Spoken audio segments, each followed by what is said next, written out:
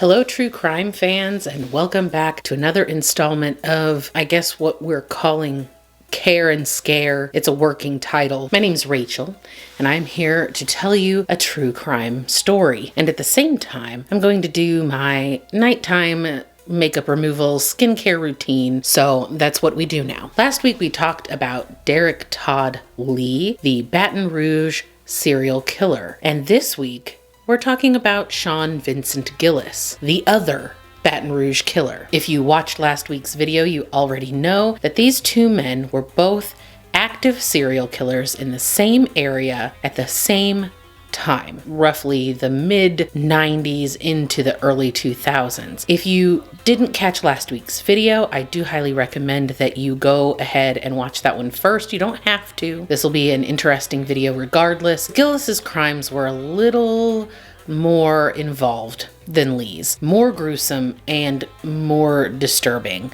I don't like to rank serial killers based on how terrible they are. They're all terrible. Gillis was a special kind of weirdo. He would later admit that he himself thought he was pure evil. So normally I don't talk much about the products that I'm using, but real quick, I do want to mention this one because will you look at the picture that they chose to include on the packaging? I guess that's supposed to be the burned up end of a stick. Tell me I'm wrong, but it looks like a charred butthole, right? I can't be the only one seeing this. And it's appropriate that we're using this today because the guy we're talking about is a real butthole. I just need to jump in here really quick. I already started, so you'll see my makeup is mostly off at this point, but I needed to give my disclaimer and I forgot. We'll leave it at this. Lots of descriptions of violent behavior. Some of these descriptions are really quite disturbing, and this video is intended for people 18 and older only.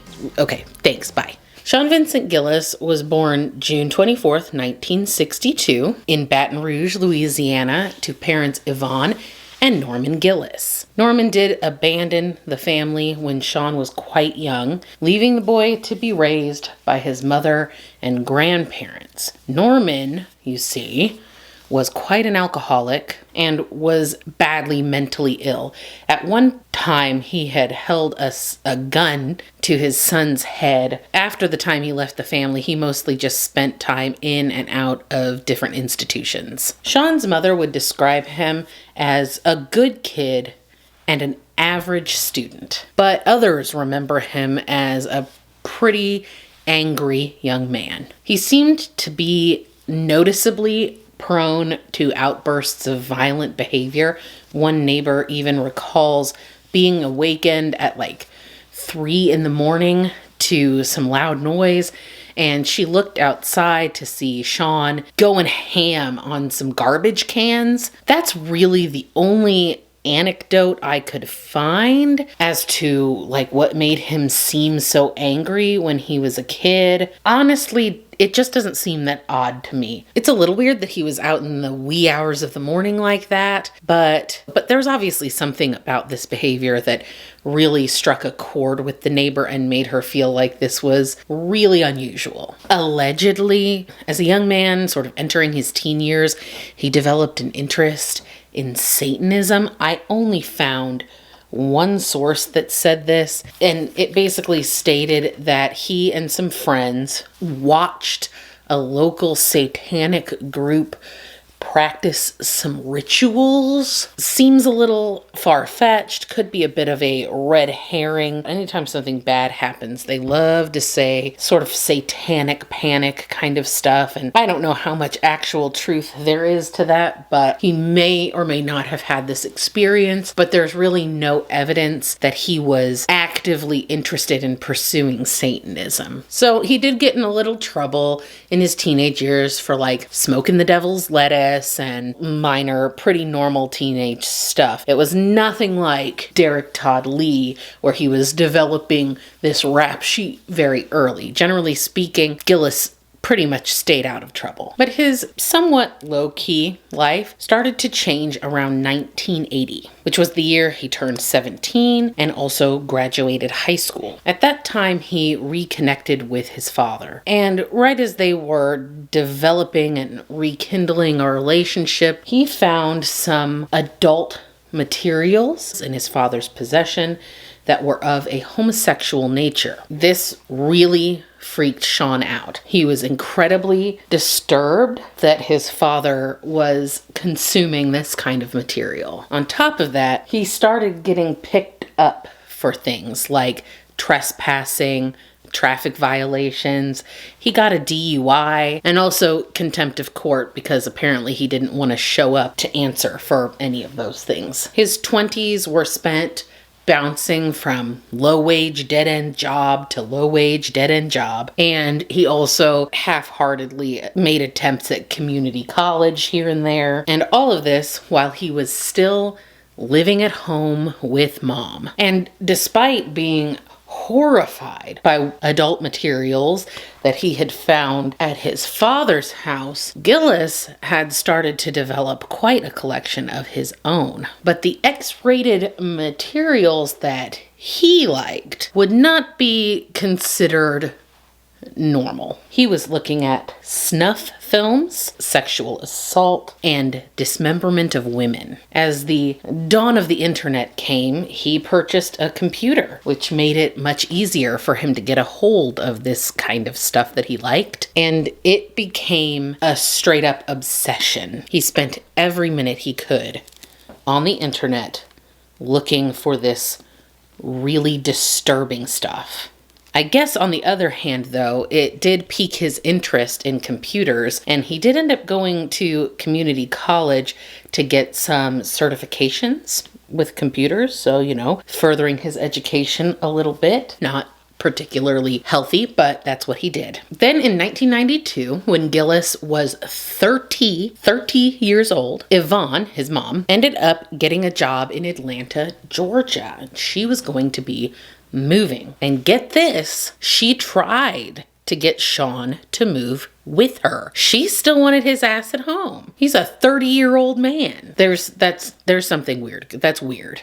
That's weird. But Sean did not want to move away. He wanted to stay right where he was in Baton Rouge. That was his home. He was good there. And I think it was a subtle ploy to sort of see if his mom would pick him over the job, which she did not. She moved to Atlanta and left Sean in the family home. She was still paying the mortgage and would also frequently send him money, just like money for groceries and spending and stuff, because he was so obsessed with his internet nastiness that he could not consistently hold a job. And also he wasn't really interested in holding a job. And apparently during this time, neighbors reported that he was constantly bothering them by going out in the yard and screaming and cursing the sky that Yvonne had left him. Really whack stuff. But luckily for him,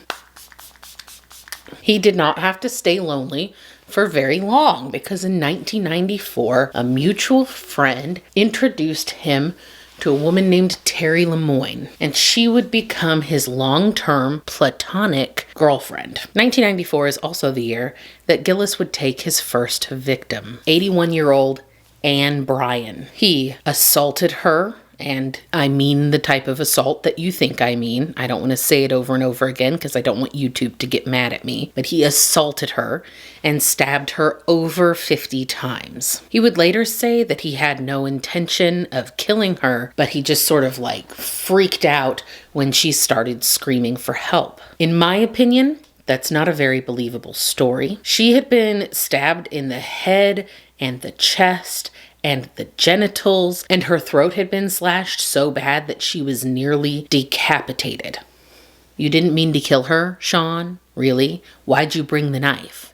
Why did you have a knife if you weren't going to kill her? It doesn't make any sense. After Anne Bryan, it would be 5 years before Gillis would kill again. And in that time, Sean and Terry continued to cohabitate. She moved into his house. She actually was with him until the day he was arrested, all the while having no idea what he was up to. But maybe she should have. No judgment to her. I've seen interviews.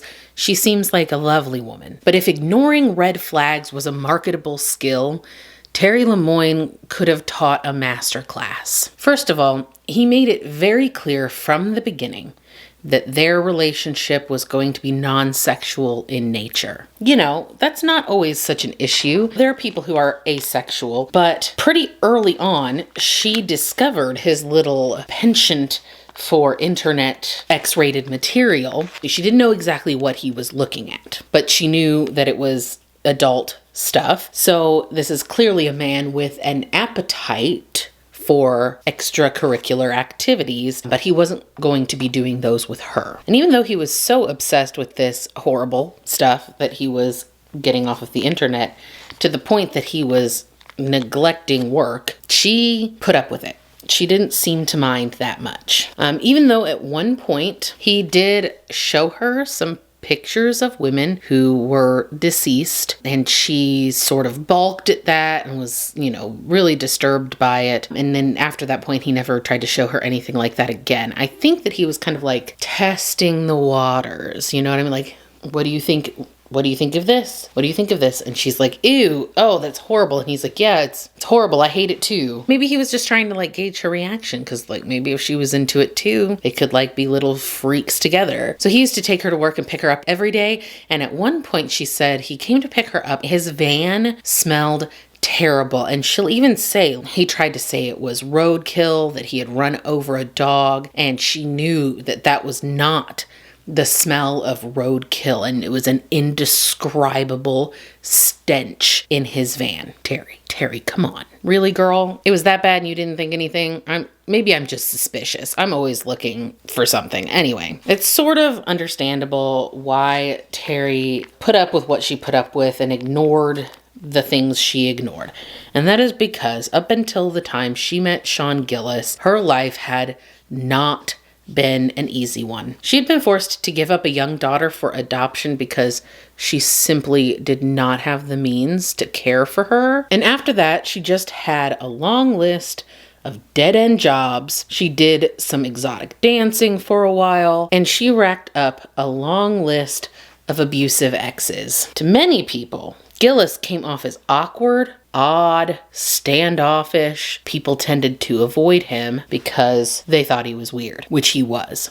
But to Terry, coming from her background, he was shy and sweet and even kind. A complete 180 from these other guys who had just knocked her around. She says that once she even picked a fight with him, early in their relationship, so that she would have the opportunity to slap him across the face, because she wanted to see how he would react, because you know how it is. I mean, she's traumatized by her past, and she can't believe that this guy is actually a gentle person. She's just always waiting for the other shoe to drop. And what does he do when she slaps him right across the face? He starts crying, literally crying. She says he told her girls aren't supposed to hit boys and boys aren't supposed to hit girls.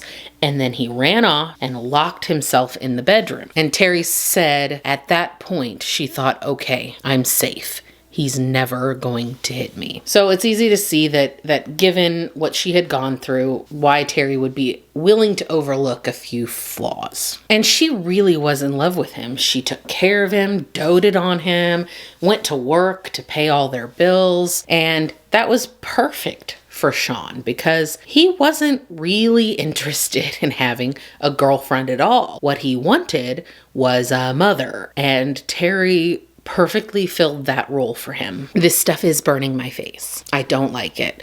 Every time I use one of these cheapo peel off masks, it burns my face. I know I'm going to be red after this. Don't be worried about me. I'll be fine. So regardless of his odd behavior, no one was more shocked than she was to find out about Sean Gillis's murderous and twisted double life. And for the Baton Rouge police, the bodies of dead women are really beginning to stack up. In 1999, the body of 30-year-old Catherine Hall was discovered at the end of a dead-end road in Ascension Parish, which is just outside of Baton Rouge. She had been strangled with a zip tie and stabbed repeatedly, both pre- and post-mortem. In May that same year, 52-year-old Hardy Schmidt was out for a jog when she was struck by a vehicle. She was later found strangled with a zip tie in St. James Parish. Upon autopsy, it was also revealed that she had been assaulted post-mortem. That's after she died. In January 2000, Joyce Williams' body was found behind a levee in several garbage bags and a Xerox box. She was so disfigured, authorities said that what they found was unrecognizable as a human body. 52-year-old Lillian Robinson, who had been missing since January of 2000, was found in March of that year, about 9 miles from, I'm going to try not to butcher this, Atchafalaya Basin. If anybody's from the Baton Rouge area, let me know if that's right. It was like a swampy area near Baton Rouge. And she too had been strangled with a zip tie. 38-year-old Marilyn Neville was found then in October, also near a Baton Rouge levee, also strangled with a zip tie and with a head wound. Unfortunately for the authorities in Baton Rouge, these women were just 5 more in a long list of unsolved homicides involving female victims. By the year 2000, the local authorities had 53 such cases being investigated. It was becoming clear to them that they were on the hunt for a serial killer, and despite the involvement of the FBI and a pretty substantial amount of DNA evidence, they still had no solid leads on a suspect. DNA is only good if you have something to compare it to, you know, and they just didn't. There was also trouble in paradise at the home that Sean and Terry shared. After nearly a decade together, Terry was still the sole provider for the household, supporting both her and her boyfriend on the wages of a gas station manager. I mentioned before she worked the overnight shift, and Sean would drop her off every evening and he would pick her up every morning. And basically any time other than that, he was just glued to his computer, or so Terry thought. She had also noticed a significant change in his personality over time. The playful, sweet, thoughtful, almost childlike man she had fallen in love with was now frequently withdrawn and apathetic. So Terry's out here busting ass all night at the gas station, and this fool doesn't cook, he doesn't clean, he isn't working, and he definitely isn't putting out. So she is just starting to get a little fed up, as I think we all would be. One excuse that Gillis had always given for why he couldn't get a job was because he drove this crappy van. Remember the one Terry said stank super bad one time when he came to pick her up? Yeah, that van. So, you know, he claimed that the van wasn't roadworthy enough to do anything more than go drop her at work and pick her up. He couldn't possibly rely on it to get him to his own job, which of course was a lie. We all know what he was up to while she was at work, but Terry didn't know that. So in a last-ditch effort to get Sean up off his butt, Terry bought him a car. And around the time that she got the car, Sean Gillis took up photography. So when Terry starts noticing that when he picks her up in the morning, there's sometimes as much as like 100 extra miles put on this car, she kind of at first thinks, well, maybe he's seeing another woman. But then she kind of puts that out of her mind and says, no, he's been doing this photography thing. And she just attributes the extra miles to his new hobby. She should have trusted her instincts, as she should have so many times, because it was another woman. It was several other women, just not in the way that she was thinking. But, you know, she's hopeful. After she gets the car, she's hopeful, and that hope is restored when one morning she comes home to find that he has cleaned the entire house, especially the kitchen area. Top to bottom, this place is scrubbed, and this guy has never cleaned before. She's just shocked, and he says that he did this for her birthday, as a birthday gift to her. And so with this new change in his behavior, the new hobby that's getting him out of the house, and his willingness to clean up a little bit for her, she stays. Then in May of 2003, police finally catch a big break in their manhunt. DNA evidence has finally delivered their suspect to them. So they go and they make the arrest, and the Baton Rouge serial killer is safely in their custody. Women in the area breathe a sigh of relief. This guy is finally off the streets, and the investigators give themselves a good old pat on the back for a job well done. And like you do, they begin the process of linking all of these unsolved murders to this dangerous predator. There's just one little hiccup. The serial killer they have in custody is not Sean Gillis. The man they caught is none other than Derek Todd Lee, who I mentioned at the beginning was the subject of last week's video. But the police and everyone else in Baton Rouge is lulled temporarily into a false sense of security, never suspecting that the other Baton Rouge killer is still at large. I have to say, these little tools you think are going to be handy to keep your fingers from getting messy, but they never are, because they apply everything so unevenly. Everything dries at different times and doesn't want to come off, and then your fingers end up getting yucky anyway. Pro tip. So imagine their surprise when, after Lee was arrested, the body of Johnny Mae Williams turns up in Zachary, Louisiana. She had been beaten to death, her body was slashed with a knife, and her hands had been cut off. They were cut off. They were cut the frick off. Then in February of 2004, in a ravine just a little ways away from Gillis's house, Donna Bennett Johnson was discovered dismembered with a zip tie tight around her neck. Near her body, police found some tire tracks, which they photograph and are able to figure out what kind of tire they came from. And it just happened to be a somewhat rare type of Goodyear tire. Through sales records, they were able to determine that only about 200 people nearby had that set of tires. And so, with this list in hand, they start going down, paying people a visit, and eliminating the suspects. Remember the new car that Terry bought for Sean to get him to go to work? Well, it just so happens that that car had these unusual tires. This list that the authorities were working off of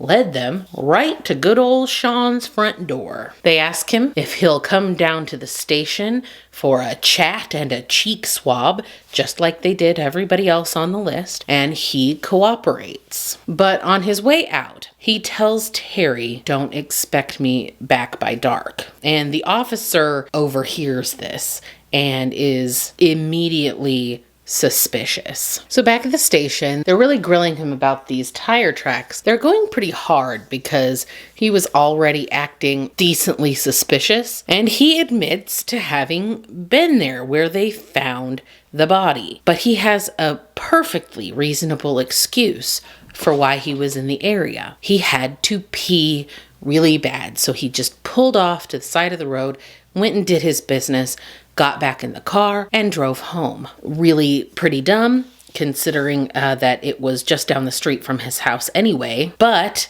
that's what he says. And because until the DNA comes back, the police don't really have anything to hold him on, so they just sort of let him return home and wait for the results to come in. But they are at this point pretty confident that they have their guy. Terry Lemoyne would later say that that night he came home, the attentive, caring, sweet, loving Sean was back. He made her food. He wanted to cuddle with her and watch TV. He told her how much he loved her, even calling Terry by his pet name for her, Honey Bunny. Gross. Ugh. In the wee hours of the morning, as they lay in bed together, a SWAT team stormed into the house and arrested Gillis. The DNA had come back, and it linked him to not just Donna Johnston, but to 2 other victims. And as the cops pulled him out of the house, all Gillis did was repeatedly tell his very confused girlfriend,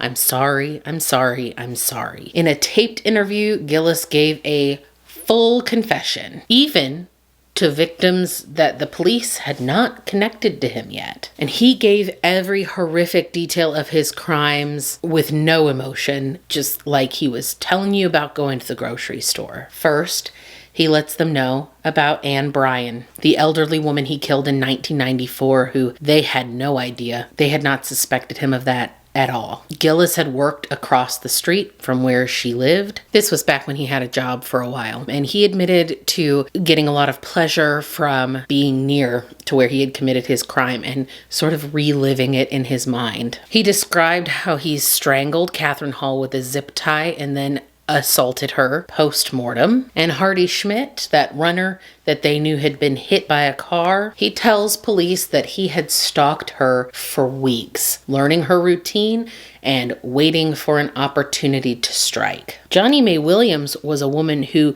he actually knew. He said that she had cleaned his house a couple of times and that they had actually hung out together on a couple of occasions. After he killed her and cut off her hands, he took the hands home to give the nails a manicure before disposing of them. And the last victim, Donna Johnston, he tells police that after he killed her, he had taken her back to his home, took a shower with her body, dissected her on his kitchen floor, and eaten a little bit of her flesh. By the way, in case you're wondering, yes, this was the very night he had cleaned the house top to bottom when he had told Terry that he had done it as a birthday gift for her. Wasn't a birthday gift at all. He was just trying to cover his tracks. What a piece of shit. Many of his victims were sex workers, and he told police this was simply because they were easy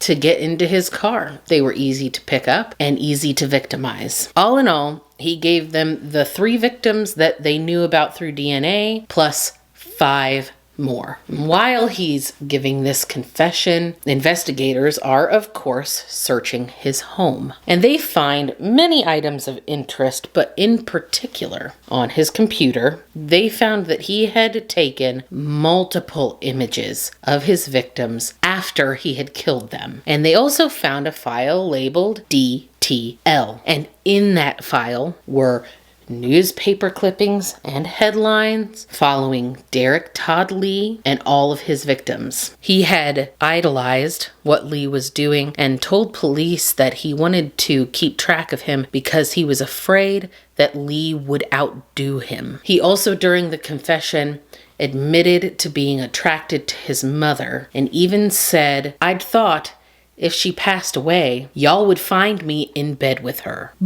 First of all, ew. And poor Terry, living with this monster, thinking that he's a redemption for her, that he's just like lazy, but like not a bad guy. Oh my God. I feel terrible. I don't care if she should have known. I feel terrible for her. So he did plead guilty and was convicted of 2nd-degree murder for Joyce Williams. And on July 21st, 2008, he went to trial for the Hall, Williams, and Johnston murders. Unfortunately, he had in fact indicated that he wanted a lawyer during that taped confession where he spilled all the beans, so the prosecution was not allowed to show the jury that tape. It has been said that they think the jury would have come back with a death sentence had they been able to see his emotionless reaction as he describes these horrific